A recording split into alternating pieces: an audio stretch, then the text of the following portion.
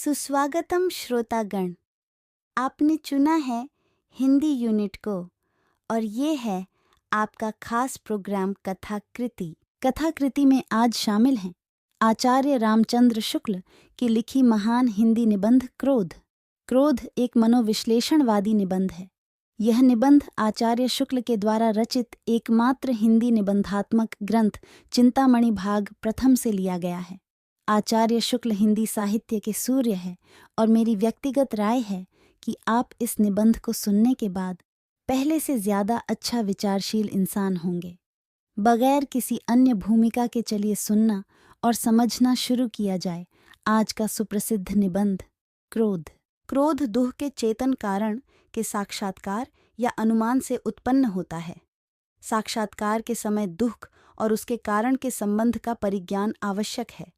3-4 महीने के बच्चे को कोई हाथ उठाकर मार दे तो उसने हाथ उठाते तो देखा है, पर अपनी पीड़ा और उस हाथ उठाने से क्या संबंध है, यह वह नहीं जानता है। अतः वह केवल रोकर अपना दुख मात्र प्रकट कर देता है। दुख के कारण को स्पष्ट धारणा के बिना क्रोध का उदय नहीं होता। दुख के सज्ञान कारण पर प्रबल प्रभाव डालने में प्रवृत्त करने वाला मनोविकार होने के कारण क्रोध का आविर्भाव बहुत पहले देखा जाता है। शिशु अपनी माता की आकृति से परिचित हो जाने पर ज्यों ही यह जान जाता है कि दूध इसी से मिलता है, भूखा होने पर वह उसे देखते ही अपने रोने में कुछ क्रोध का आभास देने लगता है। सामाजिक जीवन में क्रोध की जरूरत बराबर पड़ती है। यदि क्रोध न हो तो मनुष्य दूसरों के द्वारा पहुंचाए जाने वाले बहुत से कष्टों का चिरनिवृत्ति का उपाय ही न कर सके। कोई मनुष्य किसी दुष्ट के नित्य 2-4 प्रहार सहता है। यदि उसमें क्रोध का विकास नहीं हुआ है तो वह केवल आह ऊह करेगा, जिसका उस दुष्ट पर कोई प्रभाव नहीं। उस दुष्ट के हृदय में विवेक, दया आदि उत्पन्न करने में बहुत समय लगेगा। संसार किसी को इतना समय ऐसे छोटे छोटे कामों के लिए नहीं दे सकता। भयभीत होकर भी प्राणी अपनी रक्षा कभी कभी कर लेता है, पर समाज में इस प्रकार प्राप्त दुख निवृत्ति चिरस्थायिनी नहीं होती। हमारे कहने का अभिप्राय यह नहीं है कि क्रोध के समय क्रोध करने वाले के मन में सदा भावी कष्ट से बचने का उद्देश्य रहा करता है। कहने का तात्पर्य केवल इतना ही है कि चेतन सृष्टि के भीतर क्रोध का विधान इसीलिए है, जिससे एक बार दुख पहुंचा पर उसके दोहराए जाने की संभावना कुछ भी नहीं है। उसको जो कष्ट पहुंचाया जाता है वह प्रतिकार मात्र है, उसमें रक्षा की भावना कुछ भी नहीं रहती। अधिकतर क्रोध इसी रूप में देखा जाता है। एक दूसरे से अपरिचित 2 आदमी रेल पर चले जा रहे हैं। इनमें से एक को आगे ही के स्टेशन पर उतरना है। स्टेशन तक पहुंचते पहुंचते बात ही बात में एक ने दूसरे को एक तमाचा जड़ दिया और उतरने की तैयारी करने लगा। अब दूसरा मनुष्य भी यदि उतरते उतरते उसे एक तमाचा लगा दे तो यह उसका बदला या प्रतिकार ही कहा जाएगा, क्योंकि उसे फिर उसी व्यक्ति से तमाचे खाने का कुछ भी निश्चय नहीं था। जहां और दुख पहुंचने की कुछ भी संभावना होगी वहां शुद्ध प्रतिकार न होगा, उसमें स्वरक्षा की भावना भी मिली होगी। हमारा पड़ोसी कई दिनों से नित्य आकर हमें 2-4 टेढ़ी सीधी सुना जाता है। यदि हम एक दिन उसे पकड़कर पीट दें तो हमारा यह कर्म शुद्ध प्रतिकार न कहलाएगा, क्योंकि हमारी दृष्टि नित्य गालियां सहने के दुख से बचने के परिणाम की ओर भी समझी जाएगी। इन दोनों दृष्टांतों को ध्यानपूर्वक देखने से पता लगेगा कि दुहक से उद्विग्न होकर दुखदाता को कष्ट पहुंचाने की प्रवृत्ति दोनों में है, पर एक से वह परिणाम आदि का विचार बिल्कुल छोड़े हुए हैं और दूसरे में कुछ लिए हुए। इनमें से पहले दृष्टांत का क्रोध उपयोगी नहीं दिखाई पड़ता, पर क्रोध करने वाले के पक्ष में उसका उपयोग चाहे न हो, पर लोक के भीतर वह बिल्कुल खाली नहीं जाता। दुहक पहुंचाने वाले से हमें फिर दुहक पहुंचने का डर न सही, पर समाज को तो है। इससे उसे उचित दंड दे देने से पहले तो उसी की शिक्षा या भलाई हो जाती है, फिर समाज के और लोगों के बचाव का बीज भी बो दिया जाता है। यहाँ पर भी वही बात है कि क्रोध के समय लोगों के मन में लोक कल्याण की यह व्यापक भावना सदा नहीं रहा करती। अधिकतर तो ऐसा क्रोध प्रतिकार के रूप में ही होता है। यह कहा जा चुका है कि क्रोध दुहक के चेतन कारण के साक्षात्कार या परिज्ञान से होता है। अतः एक तो जहाँ कार्य कारण के संबंध ज्ञान में त्रुटि या भूल होती है, वहाँ क्रोध धोखा देता है। दूसरी बात यह है कि क्रोध करने वाला जिस ओर से दुख आता है उसी ओर देखता है, अपनी ओर नहीं। जिसने दुहक पहुंचाया है उसका नाश हो या उसे दुहक पहुंचे, क्रुद्ध का यही लक्ष्य होता है। न तो वह यह देखता है कि मैंने भी कुछ किया है या नहीं, और न इस बात का ध्यान रहता है कि क्रोध के वेग में मैं जो कुछ करूंगा उसका परिणाम क्या होगा। यही क्रोध का अंधापन है। इसी से एक तो मनोविकार ही एक दूसरे को परिमित किया करते हैं, ऊपर से बुद्धि या विवेक भी उन पर अंकुश रखता है।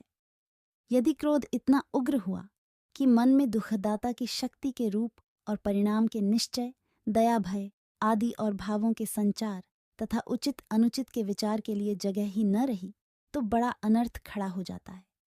जैसे यदि कोई सुने कि उसका शत्रु 20-25 आदमी लेकर उसे मारने आ रहा है और वह छठ क्रोध से व्याकुल होकर बिना शत्रु की शक्ति का विचार और अपनी रक्षा का पूरा प्रबंध किए उसे मारने के लिए अकेले दौड़ पड़े, तो उसके मारे जाने में बहुत कम संदेह समझा जाएगा।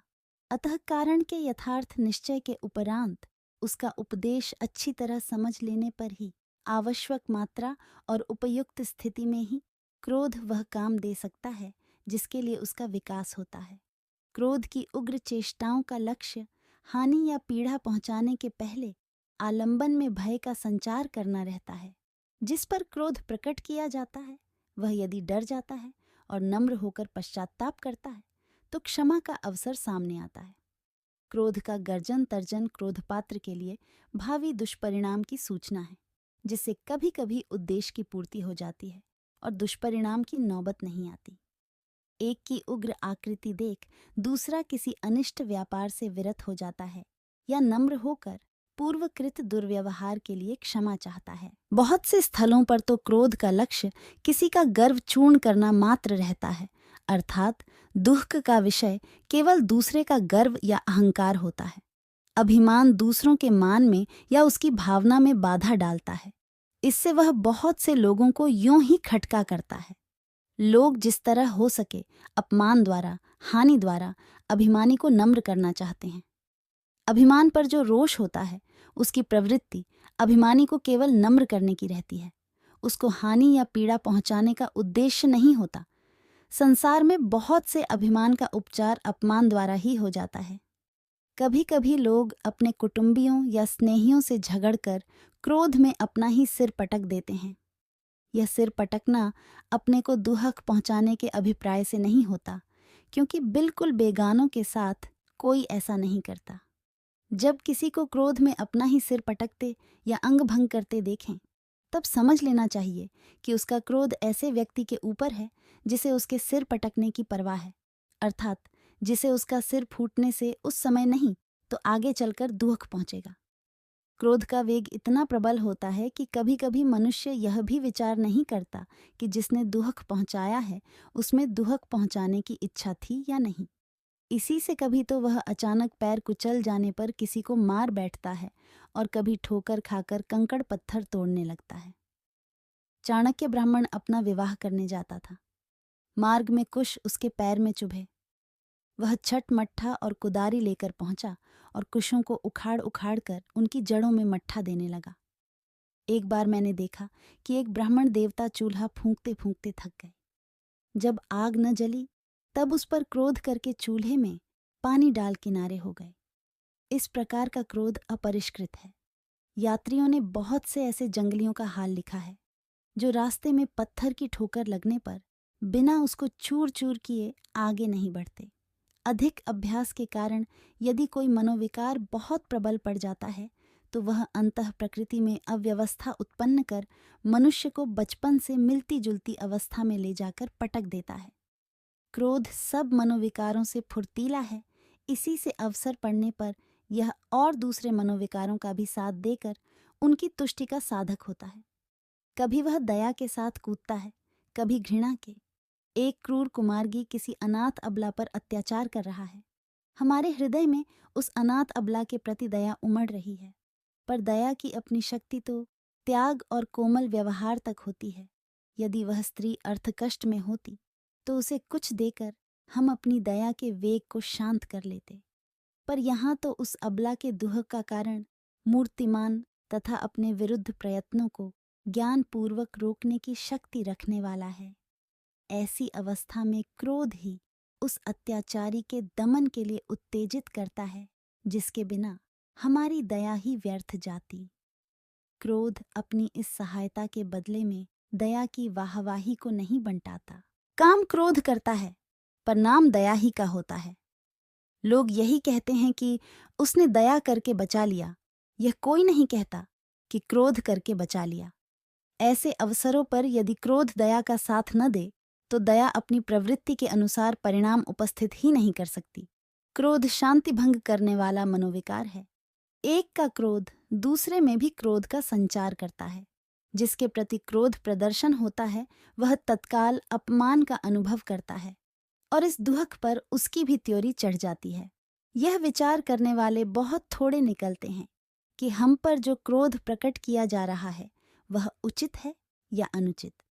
इसी से धर्म, नीति और शिष्टाचार तीनों में क्रोध के निरोध का उपदेश पाया जाता है। संत लोग तो खलों के वचन सहते ही हैं। दुनियादार लोग भी न जाने कितनी ऊंची नीची पचाते रहते हैं। सभ्यता के व्यवहार में भी क्रोध नहीं तो क्रोध के चिन्ह दबाए जाते हैं।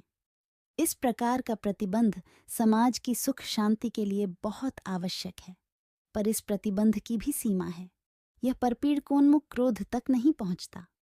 क्रोध के निरोध का उपदेश अर्थपरायण और धर्मपरायण दोनों देते हैं, पर दोनों में जिसे अति से अधिक सावधान रहना चाहिए वही कुछ भी नहीं रहता। बाकी रुपया वसूल करने का ढंग बताने वाला चाहे कड़े पड़ने की शिक्षा दे भी दे, पर धज के साथ धर्म की ध्वजा लेकर चलने वाला धोखे में भी क्रोध को पाप का बाप ही कहेगा। क्रोध रोकने का अभ्यास ठगों और स्वार्थियों को सिद्धों और साधकों से कम नहीं होता। जिससे कुछ स्वार्थ निकालना रहता है, जिसे बातों में फंसाकर डगना रहता है, उसकी कठोर से कठोर और अनुचित बातों पर न जाने कितने लोग जरा भी क्रोध नहीं करते, पर उनका यह अक्रोध न धर्म का लक्षण है न साधन। क्रोध के प्रेरक दो प्रकार के दुख हो सकते हैं, अपना दुख और पराया दुख। जिस क्रोध के त्याग का उपदेश दिया जाता है वह पहले प्रकार के दुख से उत्पन्न क्रोध है। दूसरे के दुख पर उत्पन्न क्रोध बुराई की हद के बाहर समझा जाता है। क्रोधोत्तेजक दुख जितना ही अपने संपर्क से दूर होगा, उतना ही लोक में क्रोध का स्वरूप सुंदर और मनोहर दिखाई देगा। अपने दुख से आगे बढ़ने पर भी कुछ दूर तक क्रोध का कारण थोड़ा बहुत अपना ही दुख कहा जा सकता है, जैसे अपने आत्मीय या परिजन का दुख, इष्टमित्र का दुख। इसके आगे भी जहाँ तक दुख की भावना के साथ कुछ ऐसी विशेषता लगी रहेगी कि जिसे कष्ट पहुँचाया जा रहा है वह हमारे ग्राम, पुर या देश का रहने वाला है, वहाँ तक हमारे क्रोध के सौंदर्य की पूर्णता में कुछ कसर रहेगी। जहाँ उक्त भावना निर्विशेष रहेगी वहीं सच्ची पर दुहक कातरता मानी जाएगी, वहीं क्रोध के स्वरूप को पूर्ण सौंदर्य प्राप्त होगा। ऐसा सौंदर्य जो काव्य क्षेत्र के बीच भी जगमगाता आया है। यह क्रोध करुणा के आज्ञाकारी सेवक के रूप में हमारे सामने आता है। स्वामी से सेवक कुछ कठिन होते ही हैं, उनमें कुछ अधिक कठोरता रहती ही है, पर यह कठोरता ऐसी कठोरता का भंग करने के लिए होती है जो पिघलने वाली नहीं होती। क्रौंच के वध पर वाल्मीकि मुनि के करुण क्रोध का सौंदर्य एक महाकाव्य का सौंदर्य हुआ। उक्त सौंदर्य का कारण है निर्विशेषता। वाल्मीकि के क्रोध के भीतर प्राणिमात्र के दुह की सहानुभूति छिपी है। राम के क्रोध के भीतर संपूर्ण लोक के दुह का क्षोभ समाया हुआ है। क्षमा जहाँ से श्रीहत हो जाती है वहीं से क्रोध के सौंदर्य का आरंभ होता है। शिशुपाल की बहुत सी बुराइयों तक जब श्री कृष्ण की क्षमा पहुंच चुकी, तब जाकर उसका लौकिक लावण्य फीका पड़ने लगा और क्रोध की समीचीनता का सूत्रपात हुआ। अपने ही दुख पर उत्पन्न क्रोध तो प्रायः समीचीनता ही तक रह जाता है, सौंदर्य दशा तक नहीं पहुंचता।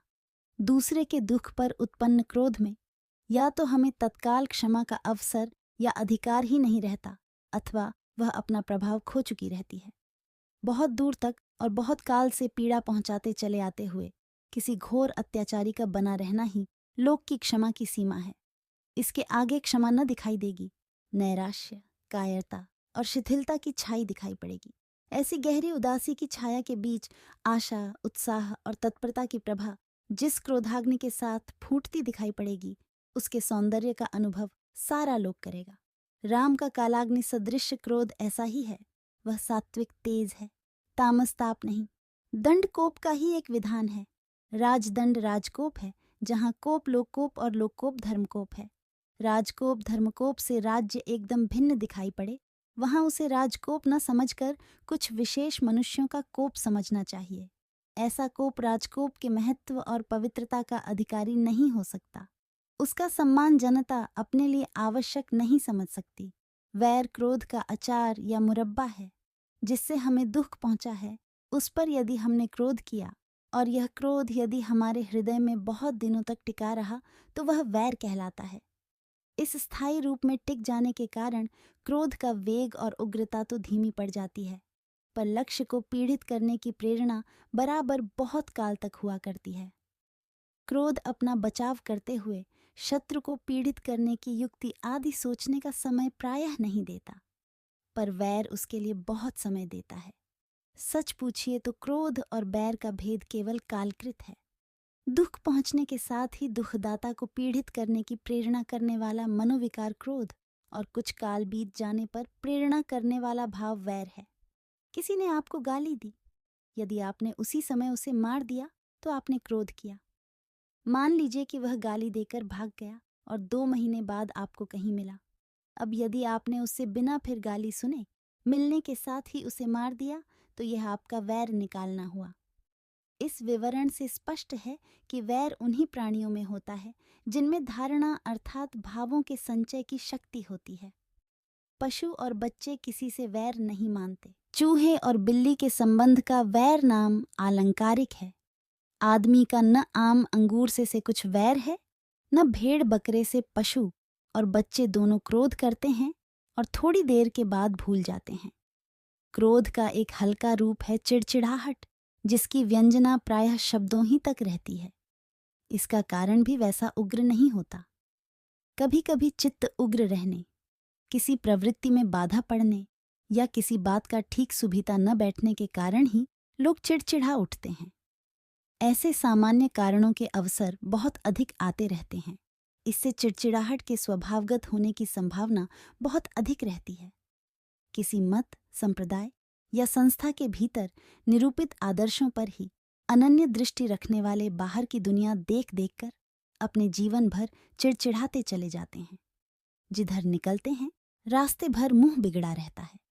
चिड़चिड़ाहट एक प्रकार की मानसिक दुर्बलता है। इसी से रोगियों और बुढ़ों में अधिक पाई जाती है। इसका स्वरूप उग्र और भयंकर न होने से यह बहुतों के, विशेषतः बालकों के, विनोद की एक सामग्री भी हो जाती है। बालकों को चिड़चिड़े बुढ़ों को चिढ़ाने में बहुत आनंद आता है और कुछ विनोदी बुढ़े भी चिढ़ने की नकल किया करते हैं। कोई राधा कृष्ण कहने से, कोई सीताराम पुकारने से और कोई करेले का नाम लेने से चिढ़ता है और अपने पीछे लड़कों की एक खासी भीड़ लगाए फिरता है। जिस प्रकार लोगों को हंसने के लिए कुछ लोग मूर्ख या बेवकूफ बनते हैं, उसी प्रकार चिड़चिड़े भी। मूर्खता मूर्ख को चाहे रुलाए, पर दुनिया को तो हंसाती ही है। मूर्ख हास्यरस के बड़े प्राचीन आलंबन हैं।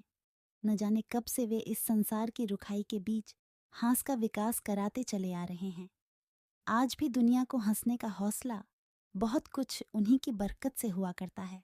किसी बात का बुरा लगना, उसकी असह्यता का क्षोभयुक्त और आवेगपूर्ण अनुभव होना अमर्ष कहलाता है। पूर्ण क्रोध की अवस्था में मनुष्य दुख पहुंचाने वाले पात्र की ओर ही उन्मुख रहता है। उसी को भयभीत या पीड़ित करने की चेष्टा में प्रवृत्त रहता है। अमर्ष में दुख पहुंचाने वाली बात के ब्यौरों पर और उसकी असह्यता पर विशेष ध्यान रहता है। इसकी ठीक व्यंजना ऐसे वाक्यों में समझनी चाहिए। तुमने मेरे साथ यह किया, वह किया। अब तक तो मैं सहता आया, अब नहीं सह सकता। इसके आगे बढ़कर जब कोई दांत पीसता और गरजता हुआ यह कहने लगे कि मैं तुम्हें धूल में मिला दूंगा, तुम्हारा घर खोदकर फेंक दूंगा, तब क्रोध का पूर्ण स्वरूप समझना चाहिए। ये था हिंदी यूनिट का कार्यक्रम कथाकृति और आप सुन रहे थे आचार्य रामचंद्र शुक्ल की लिखी महान हिंदी निबंध क्रोध। आशा है आपने इससे बहुत कुछ सीखा होगा। हिंदी साहित्य में रुचि रखने वाले हिंदी यूनिट चैनल को सब्सक्राइब करके घंटी बजा दीजिए ताकि आपको आने वाली सभी वीडियो त्वरित गति से प्राप्त हो सके।